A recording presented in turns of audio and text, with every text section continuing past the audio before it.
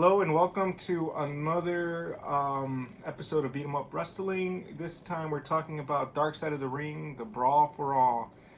I don't remember seeing this when I used to watch it, and this is around the time that I was watching a lot. So I don't know if this was the time where I was watching WCW a little bit more than Raw. It could have, because it was during the wars, right? Yeah. So I don't know if it was just this was so bad that I just blocked it out of my mind, but.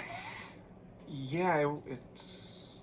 I mean, first of all, I feel bad for Bart Gunn, who won and then gets punished by having to get beat up by Butterbean, and that just goes to show McMahon's.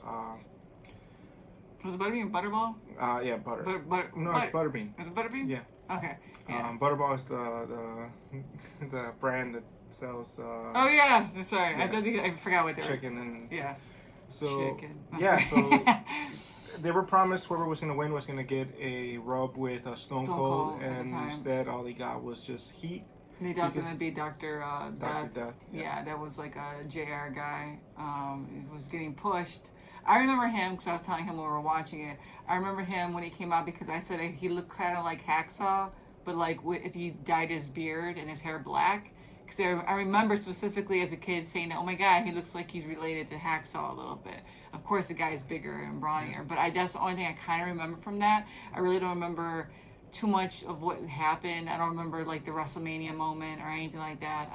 Dr. Death was supposed to be a superstar, and now he's just a vague memory to some people.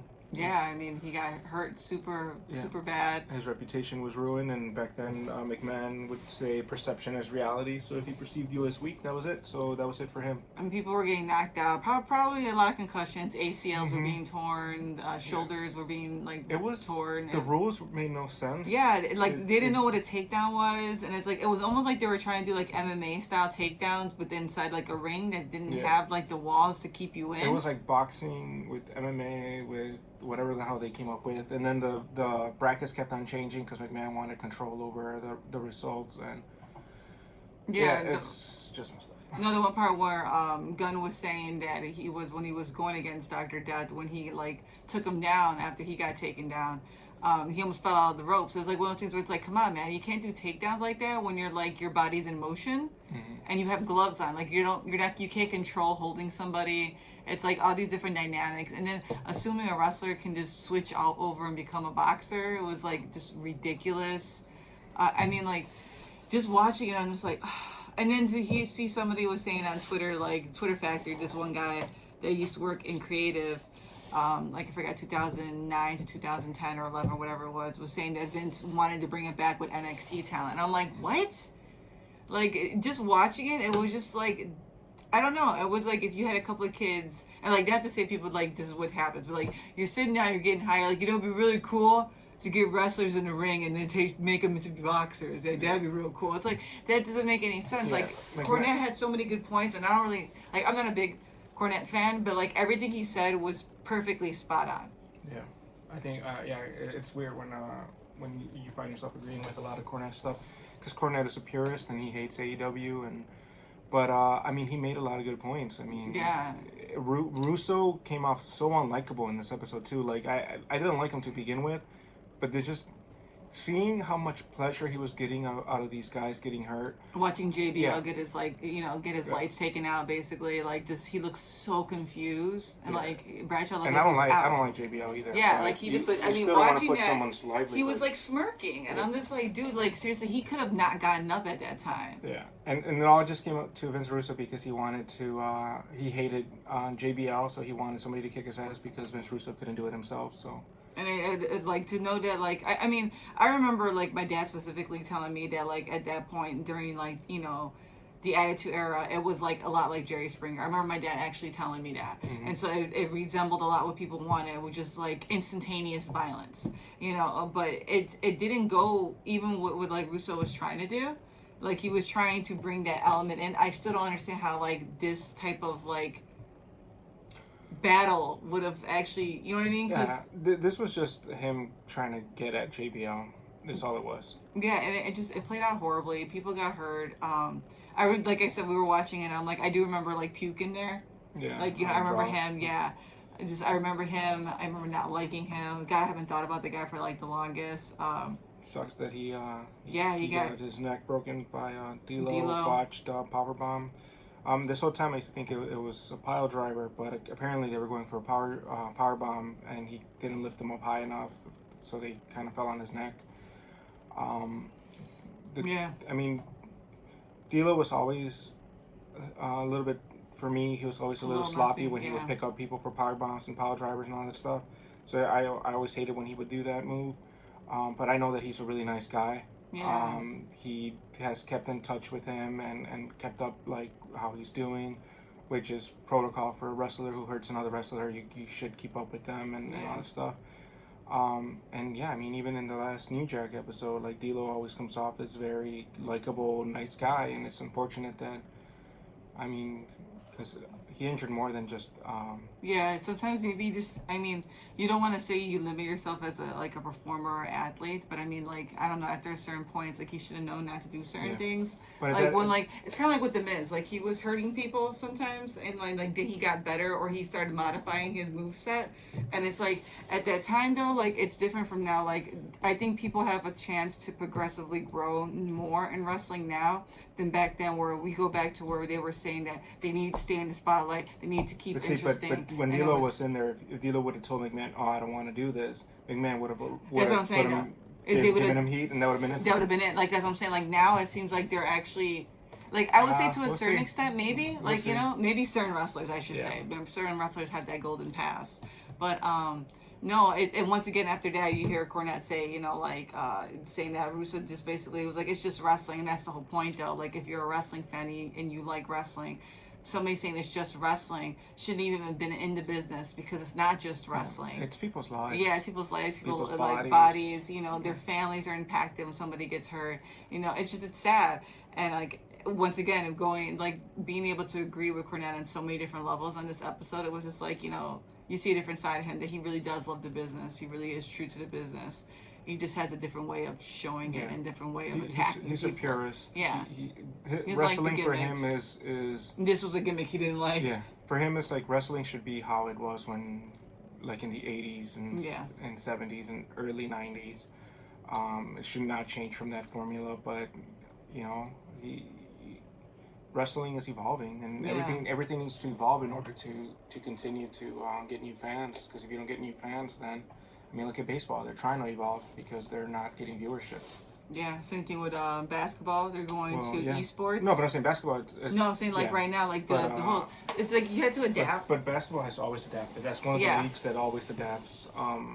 Baseball always wants to be a purist, and that's why it's going hayside. But anyways, it's not a sports thing. But no, but it makes it makes sense. Like, though. No, like you were People saying. like the integrity of things, but like I mean, integrity to what extent? Like I mean, we have the quarantine right now, so people are reaching outside the box. We have like NBA players playing, you know, NBA 2K online, and it's become a thing where people are like, oh my god, I get to see my favorite player. Is he really as good as he is in real life virtually? But it's still something. And sometimes you like the purists, like how Cornette says, you know, it's really cool to see people go back and being grappling wrestlers. But then to have like a Nakazawa Kenny Omega match, which just feels good to watch during like things like this, I appreciate the fact that like certain people can have a balance. You know, of things that you like that are different versus that. But like we're picking on Cornette right now. And this episode, I completely cannot pick on the guy. He was spot on with everything. I just feel really bad for Gunn because he got emotional and genuinely. Yeah. He was promised a program with Stone Cold, but in a way, since he knocked out Dr. Death, which was JR's chosen one, and McMahon had invested so much money into making him the next star to go against Stone Cold, they were pissed off. Like all of them, all of creative team decided, you know what, this guy, we're not gonna give him a rub. It doesn't matter. I know that even Cornette's like, well, you know, he was at this level, but you could rebuild him. You can make him like, oh my god, the upcoming star, the winner of Brawl for All. You could have made him a badass. You could have like just invested a little bit of program and him going through beating up some of the wrestlers. But they decided not to. No. They were so mad that this whole thing didn't work out the way they wanted, that they didn't want to touch him. But then it goes back to even saying like how we were how you talk about any type of jobber. like even people are on the roster that are not jobbers, but they're at that level. Like when like Brock F5s everybody, you know what I mean? Like you instantly, even though you're top tier, you just became a jobber. You know, we were just talking about how, and we saw some reactions on BTE's today. Like we were seeing the Being the Elite, how the jobbers in AEW are becoming these talents.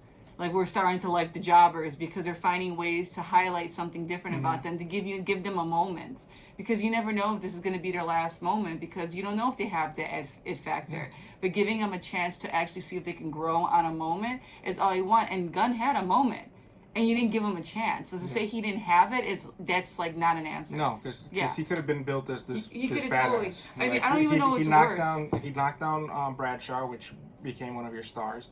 He knocked out the Godfather, which genuinely, was, and these are people are not they're not like boxers. He knocked him out. And you then gotta give him props. And then he knocked out Dr. Death, which was the one you were building. So I don't know. Like at that point, you could have been like, "Holy shit, this guy could be a legitimate. Like, let's just build his whole character as a legitimate badass." He used to be a tag team partner with Billy Gunn. Yeah, let him just be organic. Let him do his thing for a second. You could have him come out and start going through Billy Gunn and Road Dogg and like just have revenge and build him like a true badass. But they didn't. They decided you were never the chosen one, so no matter what you do now, you're not going through. And like, and looking at what they did with Daniel Bryan when Daniel Bryan got over on him by himself. But even like looking like I was trying to think right now, like through the Brocks and the Undertakers and like the Goldbergs and the switching of like titles at SummerSlam, the new Saudi shows at WrestleMania. I feel like Gunn's punishment on the biggest stage that you could perform on was the worst. Like I'm thinking, like I'm trying to think back. Getting F5'd in 5 seconds and getting your belt taken away by Brock is like one thing, but Brock's over on the way where it's like that happens to people. You're not the only one. This guy they had to bring in somebody, a professional boxer outside the WWE, to teach this guy a lesson and humiliate him on one of the biggest stages in WWE or sporting wrestling history. And that was the end of his career. WWE. Like that is like, I don't know. That's some shady shit, and I feel so bad for him. But that's why Mr. McMahon is Mr. McMahon, and his reputation follows him. We live for Brody Lee making fun of Mr. McMahon. But yeah, those are our thoughts on it. It's just going back and watching these things is just kind of like a time capsule, especially right now. We're kind of all stuck in like one spot, and it kind of takes you back and makes you think again, and kind of scratches at the surface of some memories. But it was difficult to watch because it's just people put their heart and soul into wrestling, and that Gunn just, man. Yeah, they put their bodies on the line too. Like it's a good episode to go and see. It's a good episode for those who think wrestling is fake. Yeah. Just know that these guys really want the best for themselves, their characters, and they want to make it a career. But you can see how quickly that can change, and it's no longer fake, and a lot of people got hurt in this. This is what Cornette said. It's not fake. Because you can't fake gravity. You can't fake gravity, and one slip up, like you said, one misstep can cost somebody's life. And just look at Draz's pukes. Yep. You know, he's in a wheelchair, and so I mean, a lot of people. We have Edge came back. He had a bad injury. Daniel Bryan, like you said, Paige. Just a lot of people. Hopefully, Paige will be able to come back or do something creatively with WWE. Like I liked when she was in charge of the Kabuki Warriors, and now she's gone again. Yeah.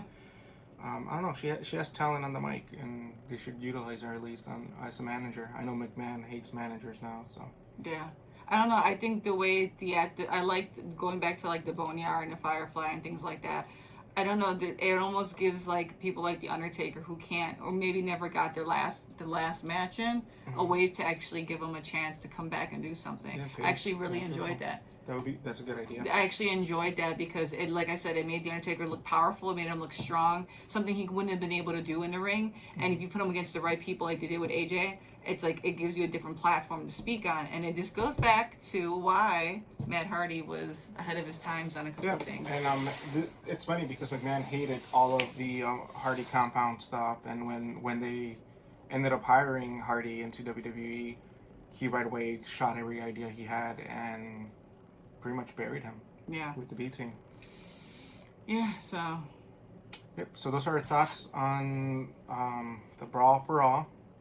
You have anything else? No. Looking forward to going back. I think we have to go the back Montreal Screwjob is the yeah, next one. yeah, we're gonna go back to season 1.